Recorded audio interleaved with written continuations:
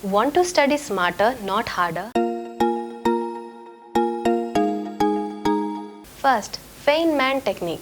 ये जो टेक्निक है इसका नाम रखा गया था Nobel prize winner a brilliant physicist Richard Feynman के ऊपर, जिनका ये मानना था कि अगर आप किसी चीज़ को आसानी से समझा नहीं पा रहे हैं, आसान शब्दों में बता नहीं पा रहे हैं, उसका मतलब ये है कि आप खुद ही उस चीज़ को अच्छे से नहीं समझे हैं।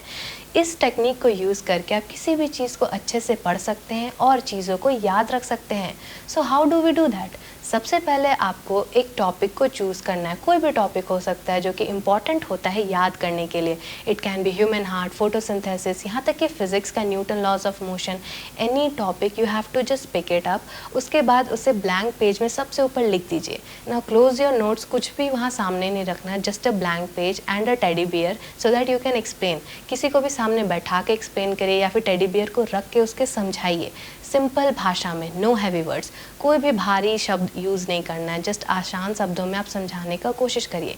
और जैसे जैसे आप समझाएंगे तब आपको पता चलेगा कि ऐसी कौन कौन सी इन्फॉर्मेशन है जहाँ पे आप अटक रहे हैं, जहाँ पे आप अच्छे से नहीं समझा पा रहे हैं। जो जो चीज़ें आप अच्छे से नहीं समझा पा रहे हैं, इसका मतलब ये है कि आपका ब्रेन अच्छे से वो चीज़ों को नहीं समझ पाया है। और ये अच्छी बात है, आपको गैप्स मिल रहे हैं, आपको पता चल रहा है कि आप कहाँ पर स्ट्रगल कर रहे हैं। ये अच्छी बात है कि आपको पहले ही पता चल गया। वापस से अपने नोट्स को खोलिए, वापस से उस चीज़ों को पढ़िए और फिर से उसे समझाने की कोशिश करिए।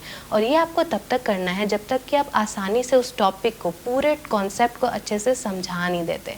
लास्ट में आपको क्या करना है कि जब आप समझा रहे हैं तो एनालॉजीज का यूज़ करिए। जैसे कि आप ह्यूमन हार्ट को समझा रहे हैं तो उसे वाटर पंप से रिलेट करके समझाइए। इससे चीज़ें ज़्यादा याद रहती हैं और आपके ब्रेन में अच्छे से बैठ जाती है, क्योंकि आप चीज़ों को डेली लाइफ के चीज़ों से कंपेयर कर रहे हैं तो आपके दिमाग में ऑटोमेटिकली वो बहुत अच्छे से बैठ जाएगा।